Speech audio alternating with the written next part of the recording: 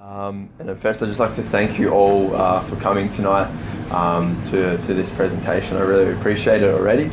My name is Scott Wallace, and I'm an environmental scientist and a student of law here at Griffith University on the Gold Coast. And so my intention today is to share with you guys some information that I've learned and acquired over the years, and share my experiences in terms of my own growth and lessons coming through studying environmental science, coming across some challenges in terms of the information that's available, and sharing with you my own personal transformation of culture, which is one of the core key topics of this presentation. And so the title for this presentation, Eating Up the World, that section is, I have taken that from a publication which is called Eating Up the World, the environmental consequences of human food choices. And so this is by an organization called Vegetarian Victoria. But the transformation culture side of things, it really relates to the imperative of examining, analyzing, looking at our existing culture, finding out where we're going wrong. What do we need to change in order to live in alignment and in an ecologically sustainable way in this planet? So, sure. So, kick off. So hopefully, with the presentation that you guys can learn something. Hopefully I can inspire you or motivate you to take action in some way. Some of the things I'll discuss may challenge the way you see the world, may reinforce the way you see the world. But we're all sort of on our own journey of learning and understanding and increasing our awareness of what's happening on this little blue planet and above that. So yeah, I'll keep going. So the first section, I'm just going to run through my understanding in terms of the ideologies and the worldview that is underpinning our current system in terms of how we actually relate to the natural world, how we see nature, how we view ourselves as within the system. And so this diagram here just highlights two essentially opposing worldviews. We've got the ego approach on the left-hand side and a more eco-centric approach on the right-hand side. Now, I really believe that the way we are at the moment and our governance and laws and culture really reflects an ego approach. And to build upon this, this is an illustration of an anthropocentric worldview. So anthropocentric just means human-centered worldview. And so within that worldview, there are a few key aspects which differentiate the human-centered as opposed to an earth-centered way of looking at the world. And so within this anthropocentric, human-centered worldview, we have humans at the top. Now, I'd just like to highlight here, we do have, there's a man at the top and then a woman beneath him. And I think this reflects this, this patriarchal capitalist system where it has been men, having most influence and most power and, oppressing women in so many ways, given the way the system is set up. And from that, we move down to, these hierarchies and speciesism. So we have humans at the top, and then we have these distinctions between some animals are considered more valuable than other animals. So for example, we've got a whale here, which is, that reflects, symbolizes the cute, cuddly, charismatic megafauna, these big, cute creatures that people can relate to, that they go, oh, it's really cute, the pandas, the tigers, the dolphins, wow, they're so wonderful, they're just great. And then we move down the order, and we've got, our domesticated animals, the various pets that people do share space with. And then we have things like food animals. So some animals are considered food. So, cows, chicken, pigs, turkeys, fish, this sort of stuff. And then there's, pest animals. And then there's, plants and insects. And, we have these arbitrary hierarchies in terms of looking at the value of certain creatures.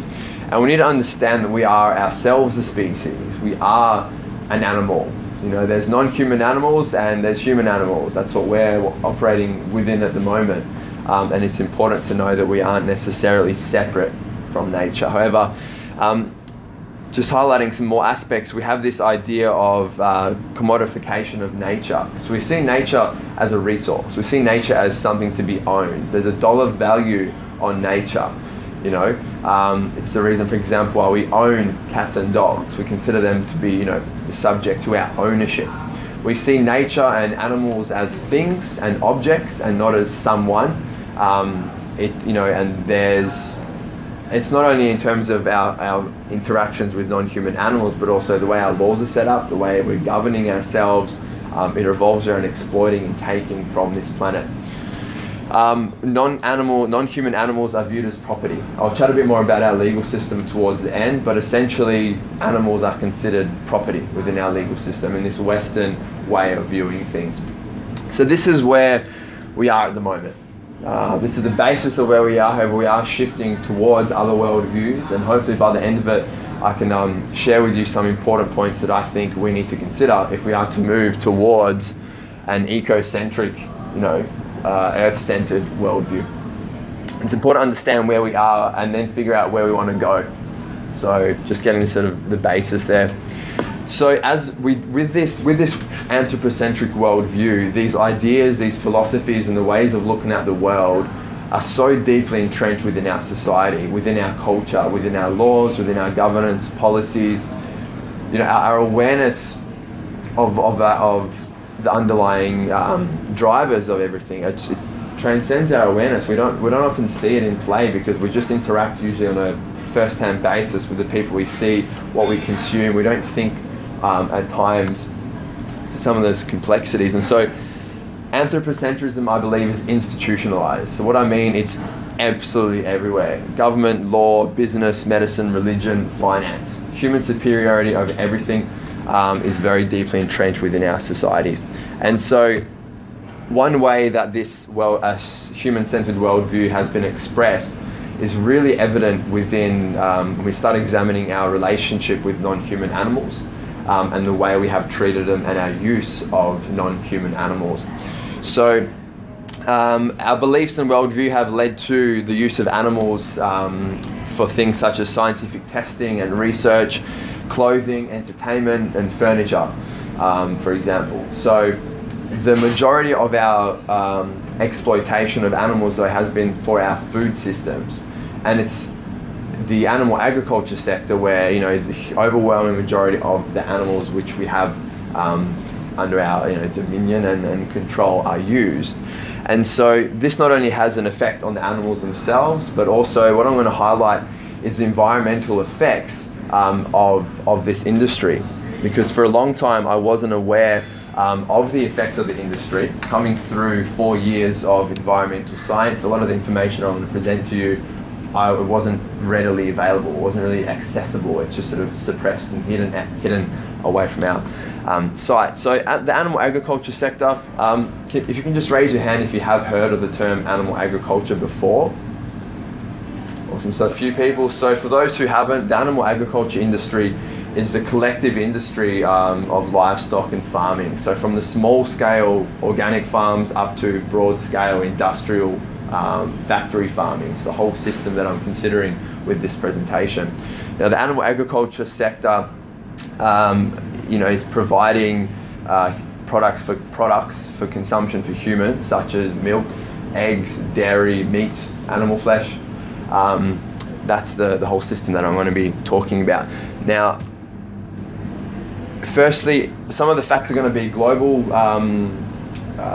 sort of globally relevant facts, and others are going to be more local or regional scale. So when it comes to the environmental effects of animal farming on land,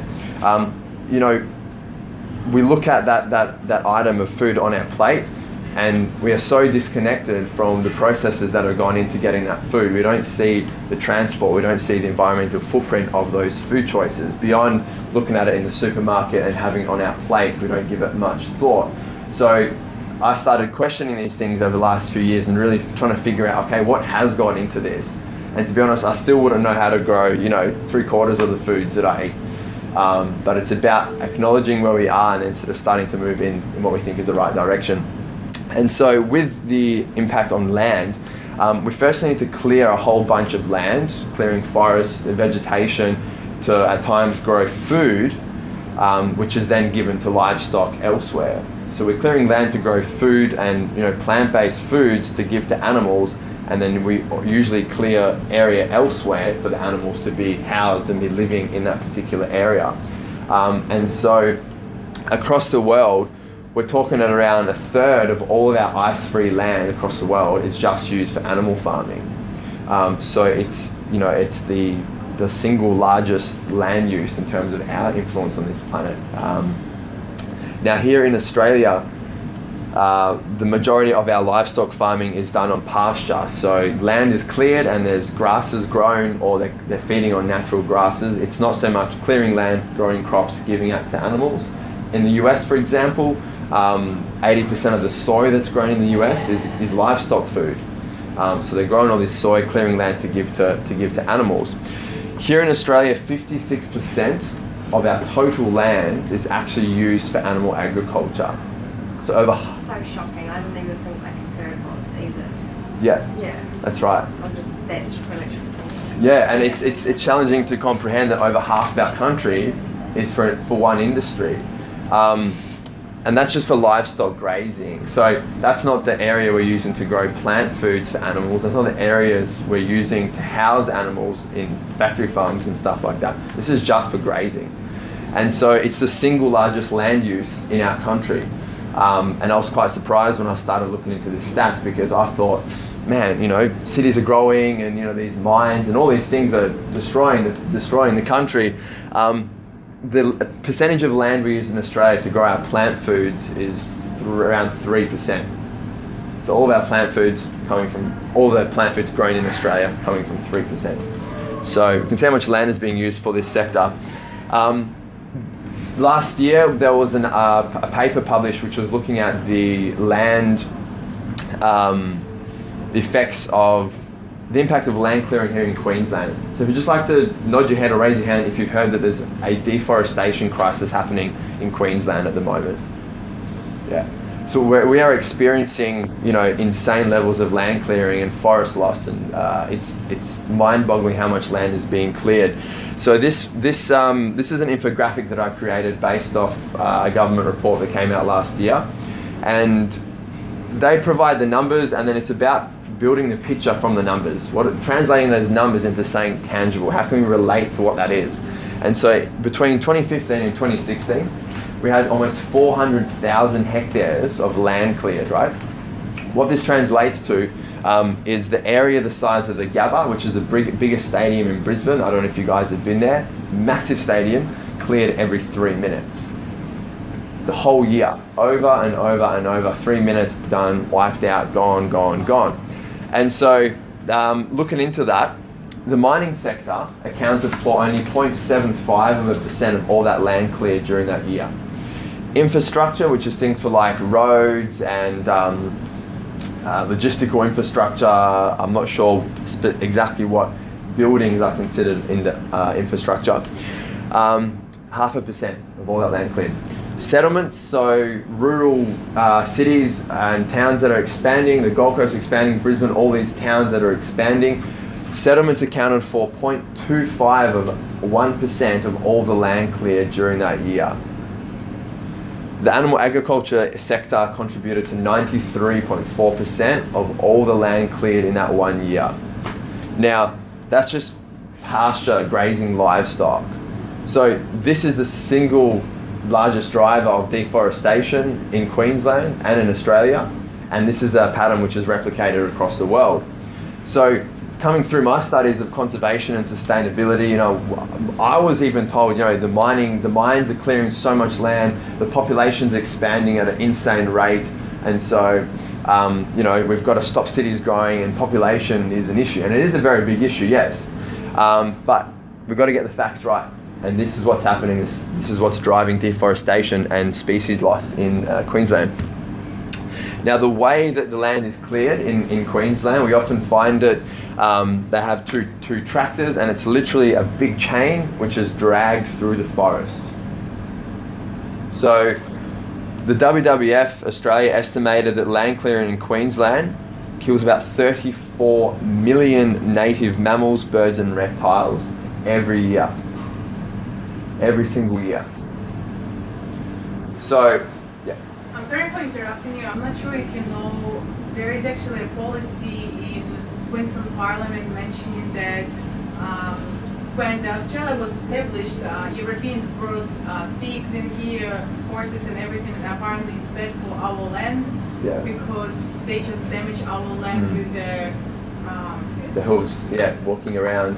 Yeah, and they made a policy that you actually can shoot them and they go on farming, and there's lots of horses. For example, there's a guy, one of the parliament members, who bought a big farm, and he just said, okay, this is my land, and he literally killed over 178 horses on his land because it was just too many. Yeah, and it's legal to do so. And so you raise a very, very valid point there. And I'll chat about a bit more about what the law actually enables to happen a bit later on in the presentation. But yeah, it's really quite concerning. We're left with creatures that are homeless, creatures that are killed physically during being crushed by trees and building bulldozers and stuff like that. It's crazy what's happening out there. So land clearing, mainly animal agriculture, single biggest driver deforestation and species loss at the moment. When it comes to water and waste, so we have almost 60 billion land animals that we're farming each year, right? 60 billion. And so these are creatures which need to consume, which need to eat, which need to go to the toilet, which need water. And so because we do have all these animals, they're crapping a lot. There's so much shit going into our environment. So in the United States, the amount of animal waste to human waste is 130 times more than all of the human waste. So all the livestock in America create more than 130 times that human waste. Now there's no pesky laws that require farmers to treat all of this waste. It just goes into our waterways, pollutes the environment where they are in, and it's an excessive amount. There's times where animal waste in a natural system contributes to fertilization and is part of that regeneration and cycling, but this is just an excessive amount. So 3.1 million kilos of shit every minute is created in the US. How's that? So a farm with 2,500 dairy cows creates the same amount of waste as a city of 400,000 people. And we have over 1 million head of dairy cattle in Australia. So 5,000 dairy cows is creating the same amount of waste as the Gold Coast. Pretty crazy, right? So massive amount of waste. It also uses a lot of fresh water, so up to 1/3 of global fresh water is used for animal agriculture, because 16 billion animals need to drink and their food needs to be grown, and so much water is going towards this sector. This is an older stat, and I encourage you guys to question everything, question all the facts I've given you. Do your own research to find out this stuff. But as a scientist, it's my duty to give you up-to-date, where possible, and accurate information to paint a picture for you, to help you understand what's happening and translate that to something that makes sense to you. So this is a few years ago, but 67% of water in Australia is used for agriculture, so the whole agriculture system, not just animal ag. And of that, 43% was used for pasture and hay production. So, almost half of all the water used out of that 67% is for animal ag, just growing their food. And let alone the animals, the water they're drinking. So it's massive how much water is being used. And within households, the water footprint from our diet is the biggest contributor to the water we use, not washing dishes and showers and this sort of stuff. And I'll chat about that a bit later. So massive effect on water and waste, and not only the water availability, but the quality of water and the pollutants and the nutrients and the shit that's going into our waterways is affecting the reef. It's affecting coastal ecosystems. 75% of the runoff within the Great Barrier Reef catchment area is from animal agriculture. It's from the farming sector. That's smothering, seagrass and corals and all sorts of stuff. So this is some of the most concerning stuff that I came across. So. And a lot of this information I've only found out in the last few years, after I've finished my studies as an environmental scientist. So why wasn't I aware of this stuff? It's very, very frustrating. So climate change. When we hear about climate change, we often talk about renewable energies, fossil fuels. We've got to get more solar panels, no more coal mines. Yeah, very important stuff. Now, this stuff challenged me the most. Now, the United Nations Food and Agricultural Organization, they estimated that the global transport sector accounts for about 13% of our total emissions. Now, they also estimated, this was about 10 years ago, that the animal ag sector contributes to 18% of global greenhouse gas emissions. That's more than all the boats, cars, planes, trains, ships combined. This blew my mind. Now, this is one of the most conservative estimates that I've actually found. So, a few years after that, a group, actually the same year, a group called World Watch Institute, they did a research paper and took the United Nations modelling and said, hey, you guys are missing a whole bunch of things. For example, they weren't taking into account the massive land clearing, and we know it's massive across the world, and including that in the greenhouse gas emissions. They weren't taking into account all the fermentation and the waste necessarily from the animals and their breathing. You know, the respiration of 70 billion animals is CO2 is a greenhouse gas, but so is methane and nitrous oxide. And so World Watch Institute estimated that 51% of global greenhouse gas emissions is coming from the animal farming sector. 51%. This challenged my understanding of the world, for starters, and what we need to be focusing on to mitigate and tackle climate change. Now, I've read the paper and encourage you guys to do so as well. Look at how they've calculated these things and make your own mind up as to where, oh, that doesn't seem fair or that doesn't make sense. There was a paper in response to this paper saying, hey, actually, no, you're wrong, it's not that bad. And of course, it's funded by the animal ag sector. It's funded by the same groups that, you know, were contributing to this data. So it's very, very, very, very challenging to figure out. In Australia, there's a group called Beyond Zero Emissions, and they did a paper which focused on the emissions from land use here in Australia.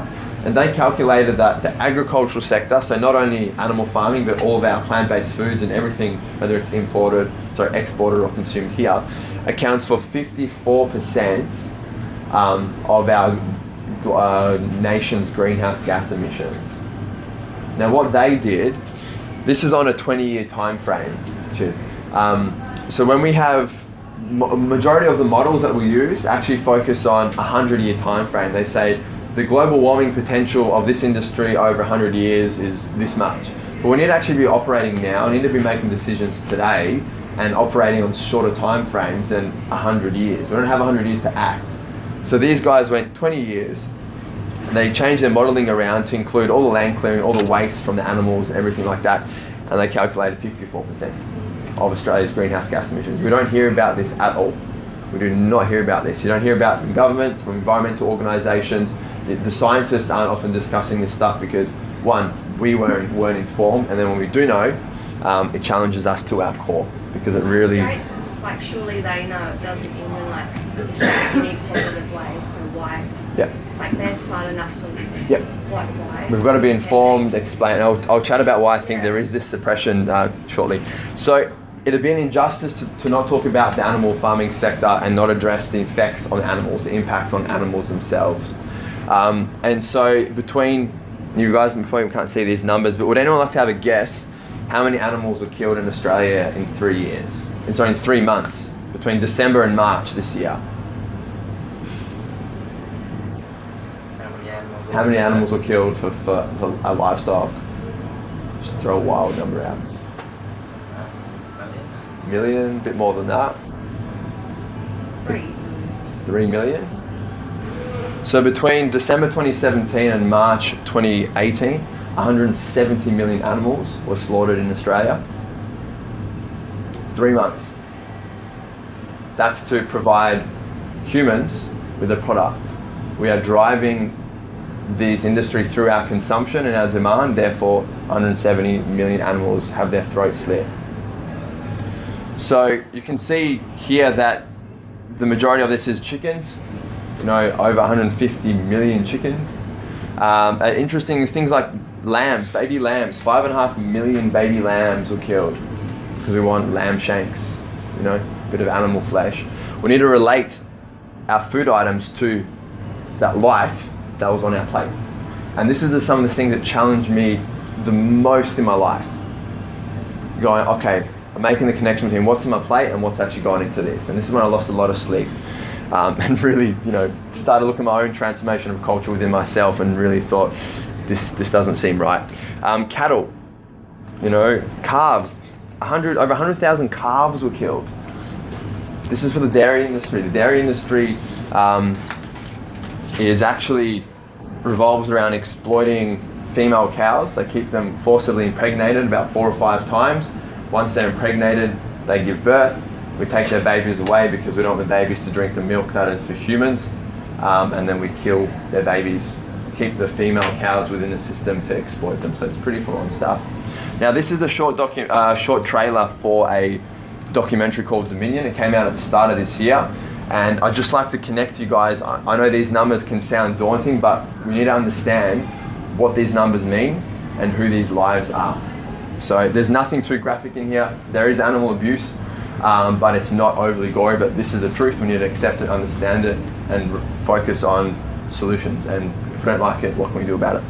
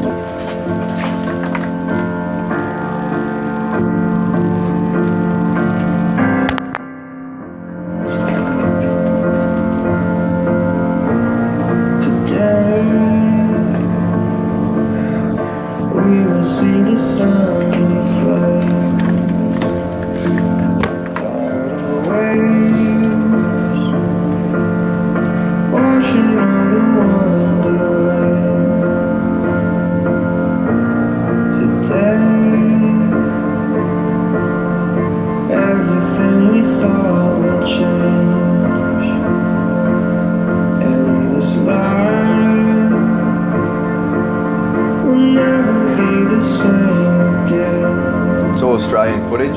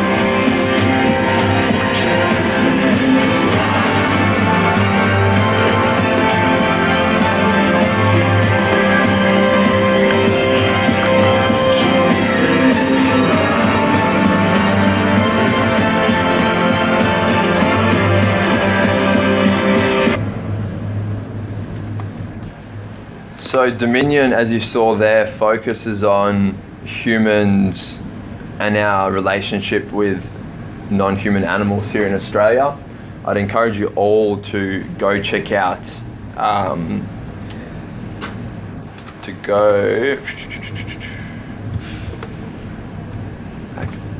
check out the documentary. It's quite alarming what is happening here in Australia and across the world.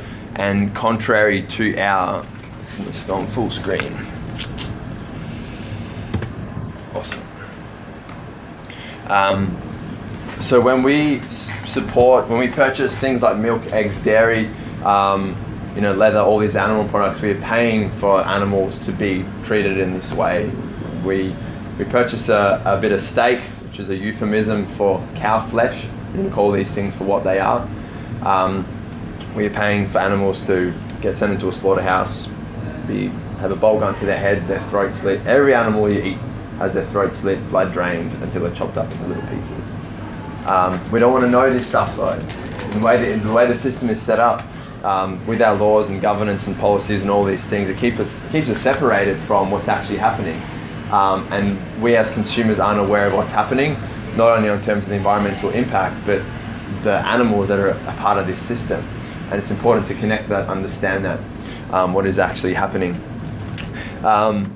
So the animal agriculture sector, the industry is an absolute ecological disaster. Animal farming is the single most destructive industry on the face of our planet. It's the leading driver of ocean dead zones, deforestation, species loss, largest contributor to climate change, 57 billion animals slaughtered a year. The water pollution, the waste, everything. It's insane what is happening out there. And we need to understand that, and this is where we need to be focusing our efforts if we are to be living in any ecologically sustainable way. So this seems all pretty full on. We'd expect, what's being done about this issue. Well, I did an essay a few years ago and got down to some of the data as to what organisations are addressing these issues, what organisations are giving public information about animal farming, how destructive it is, and are they telling people that half of this country is cleared for grazing, is being used for animal farming. Unfortunately, there's not a lot being done from the leading environmental organisations. There are a few campaigns by Greenpeace focusing on animal ag. WWF done a brilliant report on animal welfare within land clearing and deforestation. But again, there's not enough focus being on this industry and really showing the extent of what's happening. I believe the reason why a lot of this isn't being addressed comes down to the solutions. The reason they aren't giving people facts are the solutions behind this issue. As I said before, it's simple supply and demand. So if we purchase these products, we are contributing to the land clearing, the deforestation, the water use, the animals that have their throats slit to get on our plate. That's what we are paying for with our money.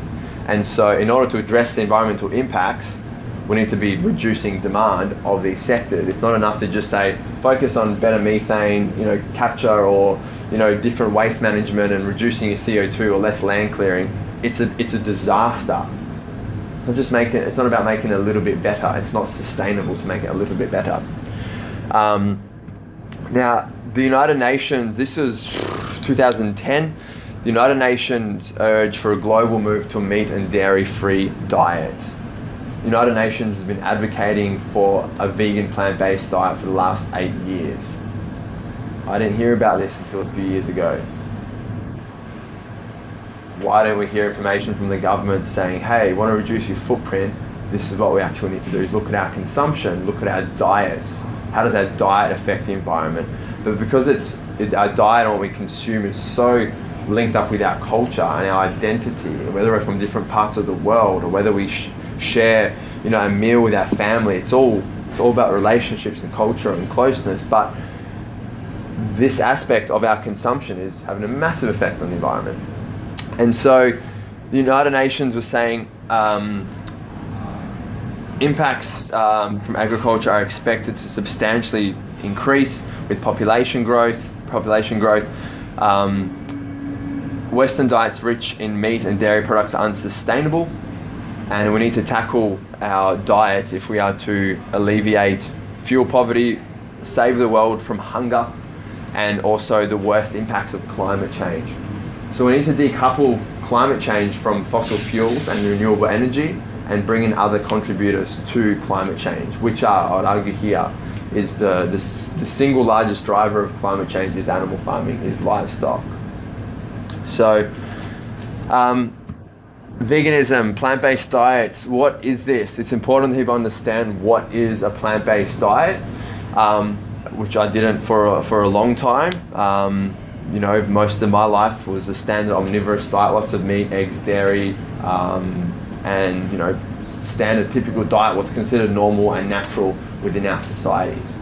And we need to question what is considered normal and natural and necessary, and really look at ourselves, really look at things objectively. So plant-based diets, fruit, veggies, nuts, legumes, grains. We're avoiding gelatin, dairy butters, meat, eggs, fish, you know, any animal products. And so this is just a delicious array of plant-based foods. It was maybe 3 years ago that I decided to go vegan after exposing myself to the facts and information about the animal farming sector. During my studies, I considered myself to be an environmentalist and wanting to do my bit to protect the planet, but didn't realize that my diet is having a massive effect on the environment. And so it takes, you know, for me, it took courage to be like, bro, sort your shit out. If you want to live in alignment, then match your actions to your beliefs. You know, where's the consistency between this? You're not in alignment. So I think it's part of that transformation of culture. It is about seeking alignment and reconnecting to ourselves, reconnecting to other people, reconnecting to members of the earth community that are non-human, and looking at nature as, you know, we are a part of that nature. So this is plant-based food. You know, I used to eat so much meat and eggs and dairy, but we can have the same foods that are plant-based options. They look, smell, taste like schnitzels and, you know, minces and all these things, and yogurts without the animal suffering, with a smaller footprint. And it's not about, you know, going zero impact. Everyone's going to have an impact, but it's about reducing our impact as much as we can. And so in terms of those meat alternatives, there's a couple of really cool groups out there. One is the Impossible Burger and Beyond Meats. They've created burger patties that look, smell, bleed and sizzle like actual, you know, animal flesh burgers. I haven't had these two yet, but there's a lot of alternatives out there that taste really, really good. And so Impossible Burger, this is one of their lines: because we use 0% cows, the Impossible Burger uses a fraction of the Earth's natural resources. Compared to the cows, the Impossible Burger uses 95% less land, 74% less water, and creates 87% less greenhouse gas emissions. So the reason why the animal farming sector is so inefficient is because we're growing all this food, enough to feed 60 billion animals, and then we're feeding them all this protein and calories is going in, more than we're actually getting out of the animals. But instead of humans directly consuming the food that we grow, we put it into a system which wastes it, and then we eat the animals at the end. Only a select few people eat those animals at the end. So in terms of greenhouse gas emissions, so we can see on the left hand side here is the footprint of a meat lover, so like lots of meat, eggs, dairy, and then compared to like an average diet, no beef drops the footprint quite a fair bit, and then a vegetarian diet drops the footprint even more, and then the smallest diet is a plant-based vegan diet. As we can see, it's not about going to zero, it's about going, okay, well, we can literally halve our greenhouse gas emissions by adopting a plant-based vegan diet, just like that. And it's, you know, I didn't know this stuff for years and years and years. So water use, this is something that alarmed me. Talk about disconnection, not knowing what goes into things. One hamburger uses the equivalent amount of water as 2 months worth of showers. Holy fuck, yeah. Right? And I've seen estimates that are a lot more than this, and also estimates that are, you know, a little bit less. So this is just like an average amount. And so if every time, you know, we had a hamburger, just go outside, turn your tap on, and leave that running for a few weeks, That's how much water has gone in to create that hamburger. The water to grow the plant-based foods, which are then given to the animals, the water which the animals are then drinking and consuming, the water used in processing everything. It's so much more than we realize. So a person who follows a vegan diet produces 50% less CO2. Again, these are averages based off a few studies. 1/11th of the oil, you can see 1/13th of the water, and most notably 1/18th of the land. So the idea of substituting our food with plant-based products is the quickest, cheapest, most effective way to minimize your footprint. Is to go vegan, is to adopt a plant-based diet. And if I knew this even my first few years of my life, let alone when I become an environmental scientist, if I knew this, I would have made this shift a long, long time ago. But because we're not aware of these things, because we have been, we've grown up in a society where the slaughter and exploitation of animals is considered normal, natural, necessary. The laws are in place to enable these things to happen. We have a lack of information and awareness being given to the public. We don't know what's going on, and so we keep supporting the industry, having an environmental footprint quite opposite to what we think we'd want to be, and to, not consistent with who we believe we are. So yeah, minimizing our footprint, plant-based diets, pretty solid stuff. Now, in theory, it seems simple. So I tell you, the animal farming sector is destroying the planet, and the best way to tackle it is for you to go vegan. In an ideal world, you'd be like, thanks for the information, Scott, I didn't know, what can I do? Let me do it now. Yes, I'll do it. Doesn't work that simple. It's not always that simple for people. We need to understand what are the challenges associated with taking this behavioral change. What are the societal challenges? What are the cultural challenges? What have we been conditioned to that may prevent us from making these choices and adopting a plant-based diet, going vegan, all these things? And I'll chat about this more shortly. So you rock up to Chameleon New Age Salon, and there's this massive buffet, like you envision this, and your host, Kieran, serves up a delicious, a meal, okay? So you're looking at this meal, and I just like your first thoughts. What are your first feelings and emotions upon seeing this meal? If you just like to express it with the group. The first thing that comes to your mind. Just feel like it's hooking in. Pardon? Feel like eating it. Feel like hooking in. Feel like eating it. Yeah. Usually like delicious, or like you've got an appetite about that food. Yep. So generally our first feelings are like it's a positive feeling of like, yum, I really want to eat that. That looks really good. Hook in. And so you're enjoying the meal, and then halfway through you're like, Kieran, what's the secret, man? What is the secret to this meal? It's so delicious. Tell me about it. And Kieran's like, man, the secret's all in the meat. You just use 1/2 kilo of well-seasoned golden retriever dog meat. That's a dog meat lasagna. And you're like, so what are your feelings now after finding out that this meal is made of dog meat? They've been like serious, like this extra dog meat. Pardon? Like actual dog meat. So yeah, this lasagna is made of actual dog flesh. It's made of dog meat. It's not beef or chicken. It's dog. Yeah. How do we feel now? Pardon? Throwing up. Yeah. So it's usually a negative thing. You're like, oh, what the hell, man? Dog meat. But if I was to say it's beef or chicken, we'd be like, oh yeah, it's all good. So interesting now, this hasn't changed at all, but what has changed is our perception on the meal. Objectively, it's still there. So why is it that we consider a beef or chicken lasagna to be acceptable, yummy, delicious, but as soon as we put dog flesh in there, all of a sudden it's not acceptable, and we consider that to be not normal and not necessary and yuck and disgusting, and why is that? This is our conditioning that has led to us feeling this way. Our perception that one thing is better than the other, and this is edible, that's not edible, this is important, this is a pet, this is dinner. It's these hierarchies and arbitrary distinctions between us and nature and other animals that has led to us feeling this way. Now, the reason why we find this meal now inedible because it's dog flesh, and before it's fine because it's beef or chicken, is because of an ideology known as carnism.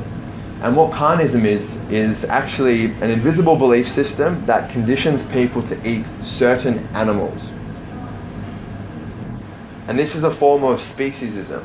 This is a form of discriminating against members of other species and prioritizing ourselves over other animals, and then prioritizing these animals over these animals, and then these animals over these animals to serve our purpose and our interests.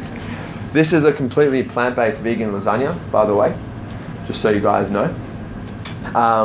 Now, the belief, the ideology of carnism was actually developed by a woman called Dr. Melanie Joy.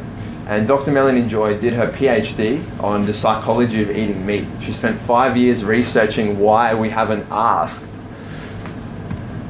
why do we love dogs, eat pigs, wear cows?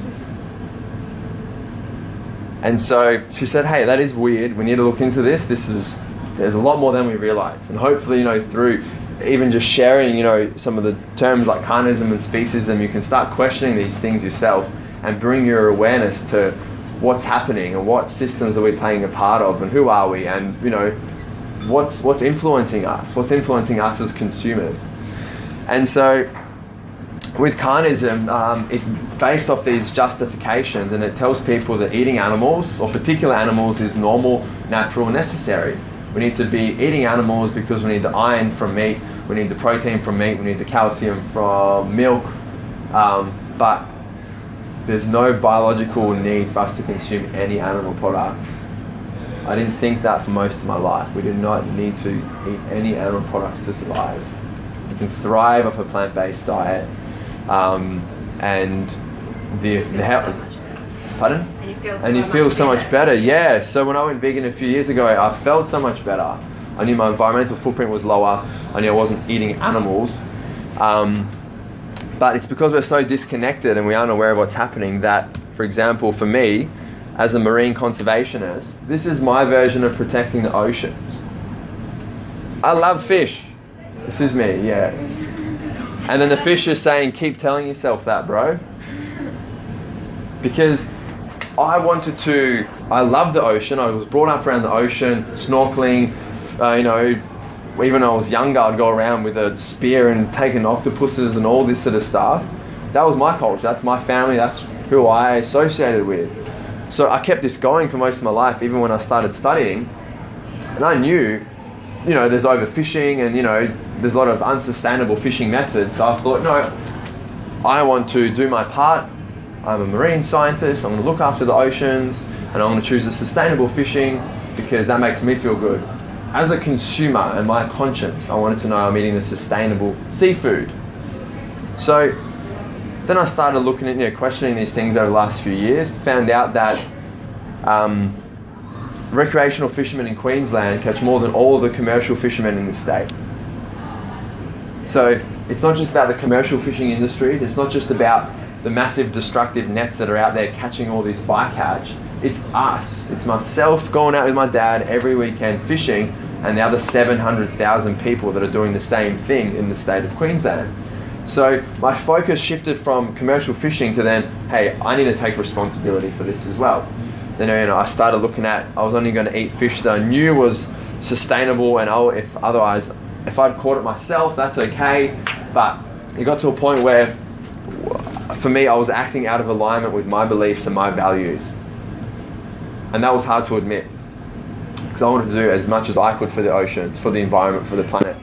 So for me, this is highlighting what's called cognitive dissonance, and it's a psychological phenomenon where we have two different beliefs that exist in our minds that contrast each other completely. Which for me was, I love the ocean, I'm a marine conservationist, yet I'm paying people to kill fish and kill sea life that I profess to love. Or I love animals, but I'm paying people to murder, torture, and kill them. It's so out of alignment. And we need to realize that's the first step we need to do, is acknowledge where we are and figure out who we are, what are our beliefs, and match our actions to that. And so through this, I can put myself out there and say, this is my journey of doing that, and everyone's doing their own thing.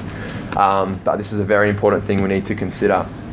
So, I'll try and flow it in. I put these presentation slides together not too long ago, and I wanted to hopefully not oversaturate you guys, but it was a lot of content, and even if a few ideas sit with you or a few slides, if you take value from that, then I'm happy. You know, I can't make everything relevant for everyone. So we're going to go into talk about animal rights and animal welfare. So this is the last sort of section of the presentation. We talk about some of the laws and the way things are and what are some of the ways we can do things differently. And so I always thought there wasn't a difference. I thought animal welfare and animal rights, same thing, much of a muchness. But when we see, so the animal welfare approach sees using animals as morally right, and we need to be treating animals fairly and humanely, and they need to be looked after, but we don't grant animals a right to life. We still, under the welfare approach, we want to use animals and exploit them and slaughter them humanely. That's animal welfare. Now, our Australia is based off animal welfare laws and regulations, and most of the world is based off an animal welfare approach. Animal rights, on the other hand, though, is completely different. Yes, we want animals to be treated and in a humane way, but not to have their throats slit at the end. To grant animals a right to life, to grant animals the ultimate freedom of the ability to exist and flourish and evolve free from our interference. So massive difference between animal rights and animal welfare. But as consumers, the animal welfare appeals to us because it makes us feel good about what we're doing. We want to know there's high standard of welfare and animals are treated well and they're used in a good way, and we feel cushy and all good. So I won't go through too much, but it's hard to show you unless I'm on the PowerPoint. But so this is the Animal Care and Protection Act.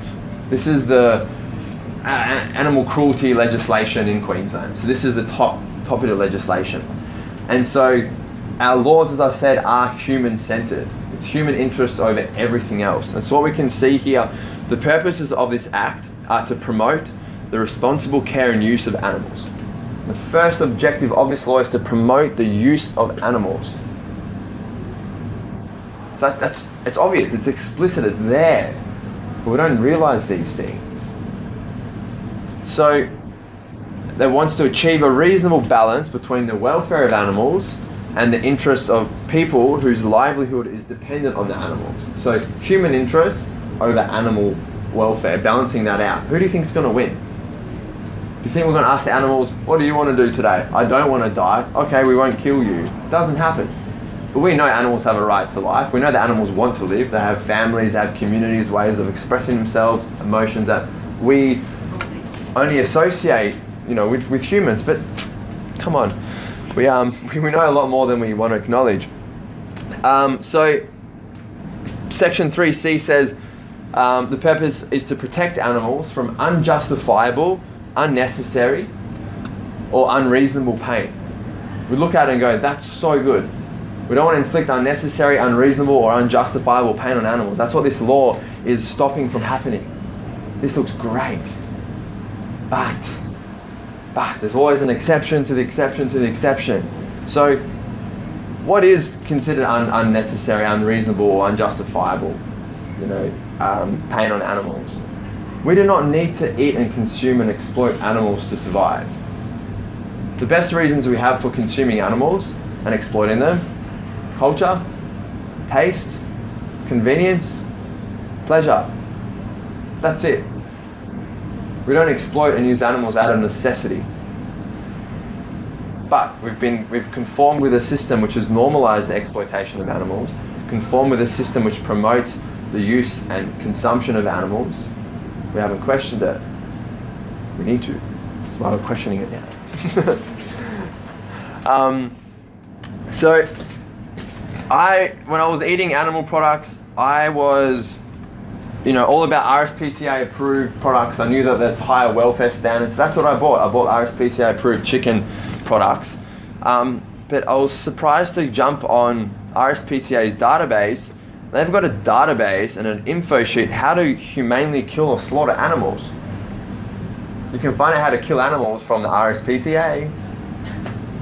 So, do the RSPCA have animals' best interests in hand when they are promoting the consumption of animal products, when they're telling people how to slaughter animals, and it's not out of necessity, but you know what, a little label on there encourages us as consumers to be like, yes, I want that product, and we buy into that system.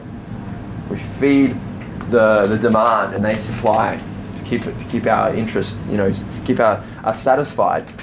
So the laws in place keeping this stuff going. The animal welfare is what's driving the way things are, but we need to move away from that. We really need to move away from that. And you can have a read of this database. It can tell you, the humane ways of, slaughtering animals. And the legal way of humanely slaughtering animals for pigs is to put them into a gas chamber where they burn from the inside. Is to stun cows with a bolt in their brain and slit their throat. For the egg industry, it's grinding up baby male chickens alive because they are a byproduct of the egg industry. Whether it's free range or caged eggs, all the same. Males are a byproduct. The law enables this to happen. The law upholds these systems, and we need to look at this critically.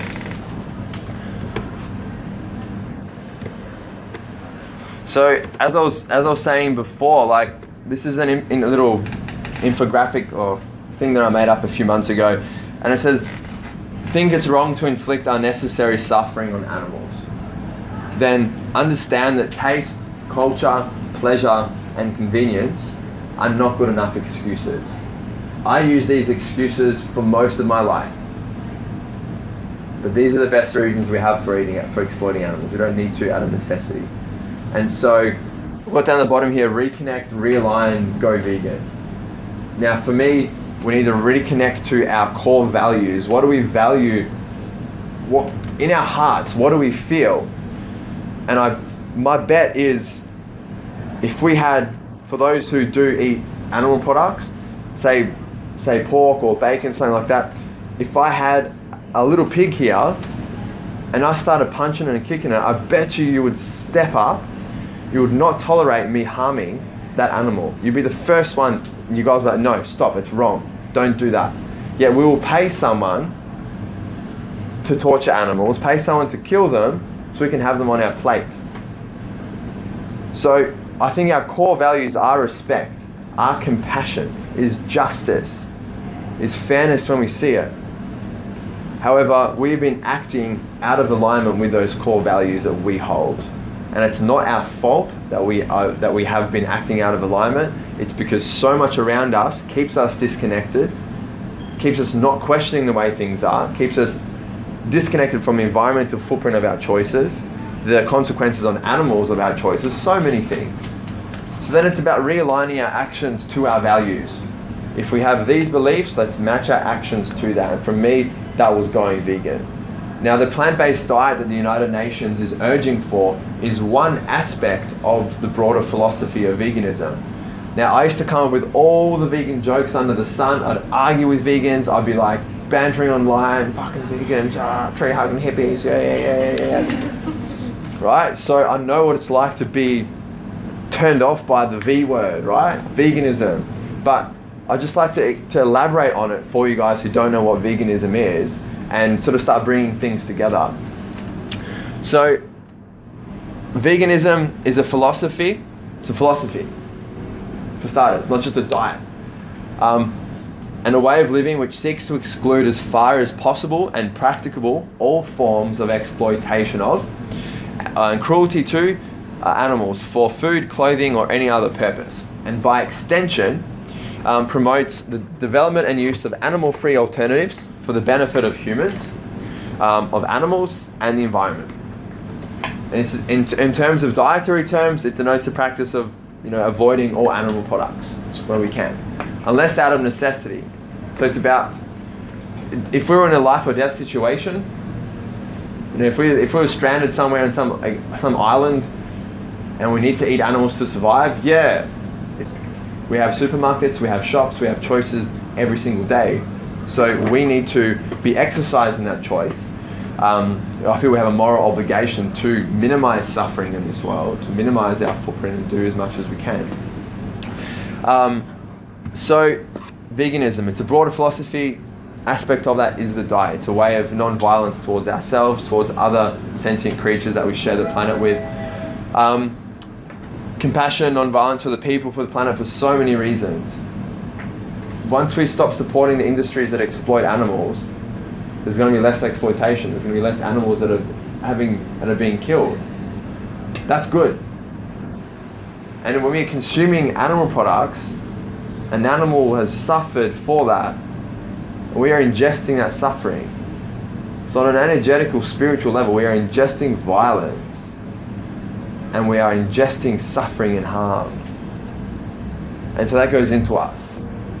And so the World Health Organization, they've actually listed processed meats and bacon as class 1 carcinogenic compounds. Carcinogenic to humans. So just like smoking causes lung cancer, eating those meat products causes bowel cancer. Carcinogenic, so it's cancerous. So this is the World Health Organization, the biggest study of carcinogenic stuff on food products. Red meats are considered a class 2A carcinogenic compound, so likely to cause cancer to humans. So eating animal products is causing cancers. Now, the single biggest killer of people in the world is heart disease, is atherosclerosis. So clogged arteries from too much saturated fat and cholesterol and that sort of stuff. Now, there's more people dying from that than anything in the world. And a whole foods plant-based vegan diet has 0 cholesterol. 0.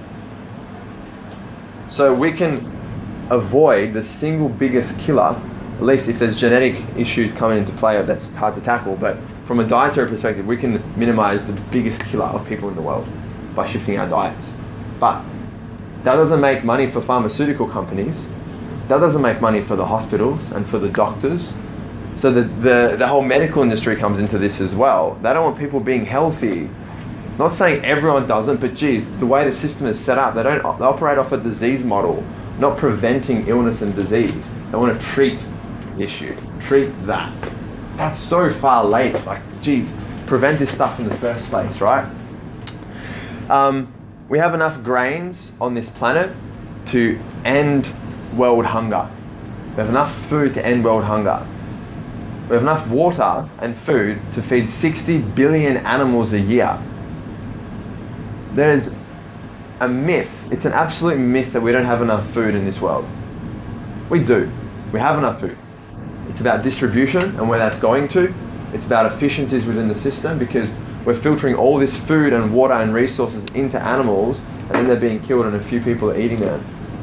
So again, that challenged my understanding of the world. Oh, poverty and all these things, and people don't have enough food. They do, but people in the West are the biggest consumers of these animal products. So, it's really our responsibility. So, veganism as a philosophy, it's about extending our respect and compassion to not only ourselves, not only our pets, and the whales and the tigers and the pandas, but to all life on Earth, including the planets, including everything. And it's not about seeing every creature having equal. It's not about seeing everything equal. In terms of, we just need to grant animals the right to live, and for them to do their thing without us killing them. Animals don't have necessarily the right to vote, but they deserve a right to life and to be free from exploitation. We need to see things from an environmental perspective, and this is a community too. This forest is a community. All the animals that are in there, all the trees, all the underground networks of, fungi that are moving around. It's all a community. We are a community here. We're a community now. This is our habitat. This building, this city, what we do. This is just, you can bring it to a very raw level, and this is our relationship with the world. This is our ecology, how we interact with other species and the environment. It's very interesting. It's very weird sometimes. But we are all a little bit at times. So we can really look at transforming our culture on an individual basis. It's not about necessarily waiting for governments to change laws which prevent, particular methods of harming animals. So it's better for us, better for our conscience. As long as people demand these products, the laws are going to be there to allow this to happen. And before I move on with, it's actually the last few slides now, so it has gone for a very long time, guys, but I appreciate your patience and energy throughout this whole time. So within that animal cruelty legislation, it'll say, you can't inflict unnecessary, unjustifiable, unreasonable harm on animals. But the animal cruelty provisions, that law really focuses on domestic animals. It's illegal. You cannot cut the tail off a dog. It's like over $10,000 fine or something ridiculous if you do that without vet and proper anesthetic. It's illegal. And it says it there. And then you think, well, what about all the farmed animals? Why is it legal for us to do the same thing to a cow or a pig, or castrate them without anesthetic, or kill a baby calf with a sledgehammer within a day of coming to this world? Because that's completely legal. That's your RSPCA humane method approved. Pardon? Safe bullets. Yeah, that's right. That's right. So it's, that's your humane way of doing things. So there's within the laws, it'll say there's an exemption that if there's a particular code of practice, then you don't have to worry about following all these things. So you read through it, and there's one sentence which just says, if there's a code of practice, then that's fine. So the code of practice for the animal farming sector, who do you think writes that? The animals? The animal farming sector writes their own code of practice and decides what is acceptable, what is unacceptable. So they're completely exempt from all the things that would normally be considered illegal in terms of treating animals and harming them and killing them, but it's fine and legal and supported by the law and the government. So it's this massive conflict of interest there. So we need to shift not only our individual choices, because the law is slow. The law lags behind what the population wants. The law lags behind the way that the cultural transformations that are happening. So we need to start this. We need to keep this going and start this. And when it comes to any issue, anything that you guys are passionate about, there's ways of addressing it on the grassroots level, community level, individual level, and there's also top down. So there's bottom up, us up, and top down approaches to addressing things. And the top down approaches are things like government laws and policies, and the things that we don't have as much control of on an individual level. And that top down approach, the last few years through my studies of law, have come across something called earth jurisprudence. And what earth jurisprudence is it's an ecological theory of law. And what earth jurisprudence is about, it's an emerging field of law and seeks to develop a philosophy of law that gives greater consideration to nature by recognizing the interconnectedness of Earth's natural systems, the inherent rights and value of nature, and the dependence of humanity and all living beings on a healthy Earth. Seems quite simple. Like, we know if the Earth goes bad, we go bad and we won't survive. We know this. We know we need clean air, we need clean water. So this just seems to make sense. It's like, of course, nature's what it is. It's so valuable, it's so important, but not a lot that we've done, and not all of our laws and governance and systems has actually reflected this belief. And I reckon most of us hold that belief deep in our heart. So earth jurisprudence is a top-down approach to addressing these issues. And so earth jurisprudence is an ecocentric, earth-centered worldview. It's based off that earth-centered eco approach to looking at things, not an anthropocentric, human-centered worldview. And so we can have a transformation of culture within ourselves, but also it's within everything around us, and the laws and the governments and all these things. We need to catch up. Sorry, my voice is going to go soon.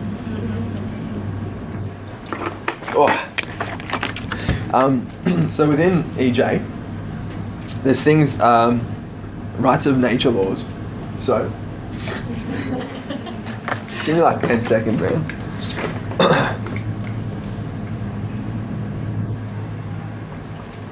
Oh.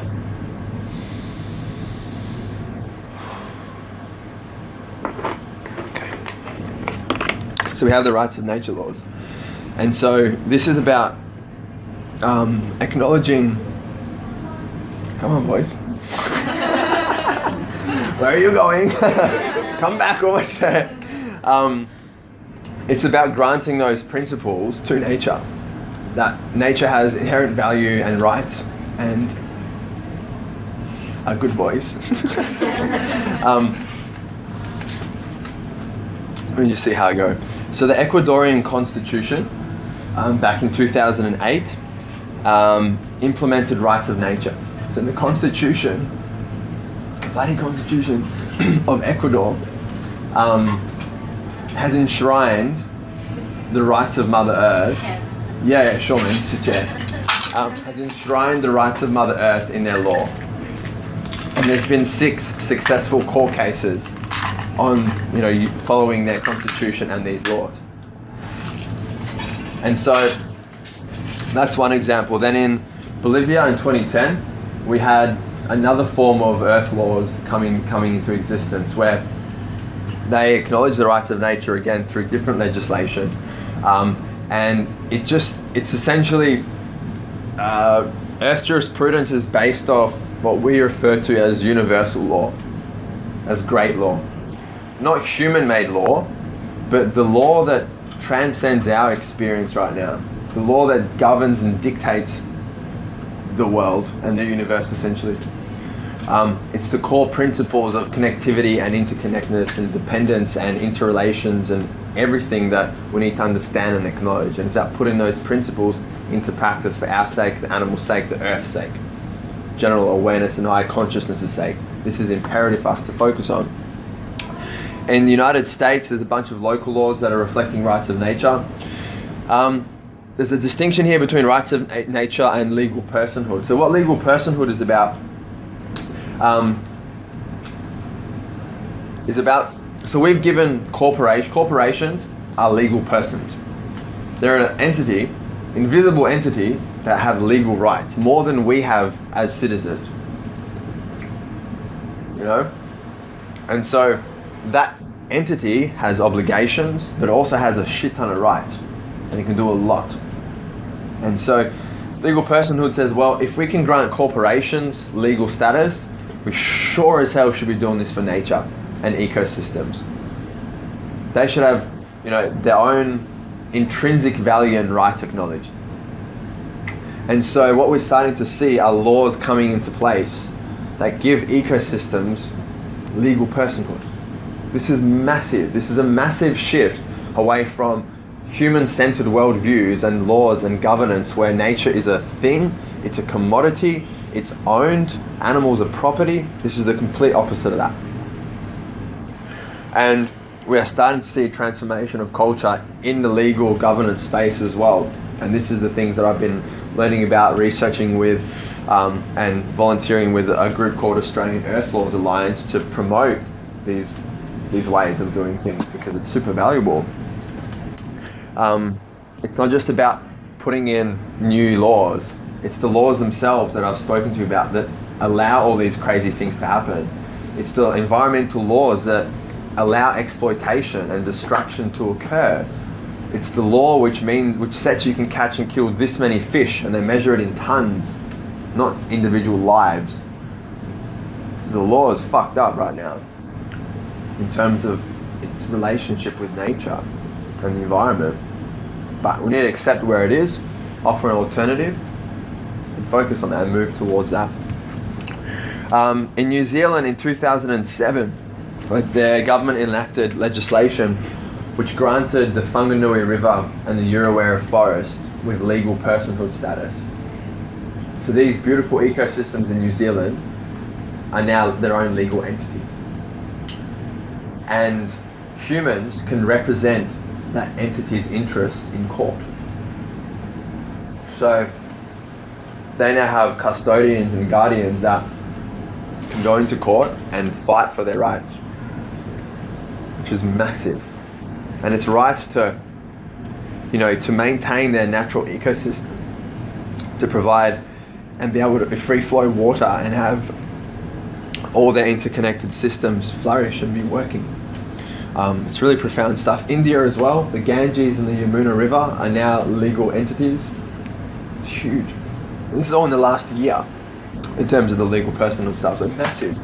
But I encourage you guys to look more into this stuff, because in the last few years there's been a massive shift in earth laws, which is so important for us.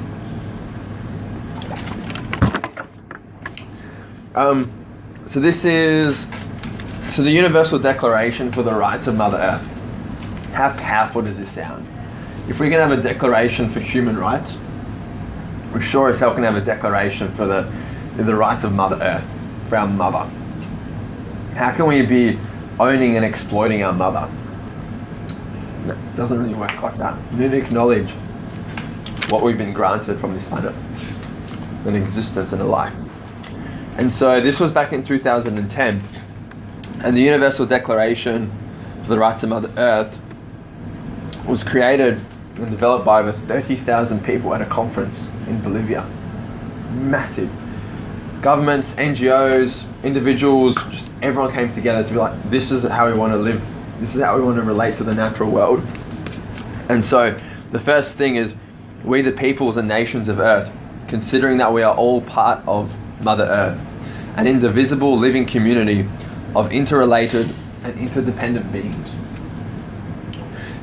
with a common destiny. Like, it's really, really beautiful stuff. And so the rights, the inherent, so saying Mother Earth has these inherent rights and value and intrinsic value separate to what we value nature. It's not about the monetary value that we as humans get from an ecosystem. It's about, it has its own value before we ascribe anything to it. The rights need to be specific to particular species and particular ecosystems. For example, a right to flow with clean water is not a right of a forest, for example. It's in a right of a river. So it's about finding out how nature works and granting those rights. So there's these rights which it lays out, which is massive. I'm not going to go through it now. There's so much here. But obligations of human beings to Mother Earth. So this is where it says we can have these laws in place, but we need to enforce it. We need to hold people to account. And it pretty much says that Mother Earth is going to hold us to account in terms of looking after it, and we need to. I could spend like hours talking about this declaration, but please check it out yourself. It's really beautiful. So this is an example of a transformation of culture that's occurring in the legal system, which is profound. So, awesome. Have you just Googled that? Just, yeah, even if you just Google search Universal Declaration, Rights of Mother Earth, or I'll send you a link to it, or whatever, you can, we can chat it after and I'll give you all the information that you want. So that is an example of the complete opposite of the way things are at the moment. Moving away from human-centeredness and seeing nature as a commodity in the thing and objectifying nature, moving towards acknowledging the connectivity, acknowledging our dependence on Earth and ecosystems. And we just need to do as much as we can as individuals and as a collective to shift towards this. We have so much influence as individuals, more than we realize. We can influence the direction of things and grow movements and tackle things and have different campaigns to make the world a better place. I feel that we need to really look at our culture critically, analyze it, as I have in some aspects today, realign our actions to that, to match up with the beliefs that we hold, that we profess to hold, of environmentalism, of sustainability, of love, of peace, justice. And one way we can express that and embody those on an individual level is through veganism, which I believe forms a vital component shifting towards a different worldview. So that was my last slide. If you guys are interested in connecting, I've got my email address here, scott.wallace@griffithuni.edu.au.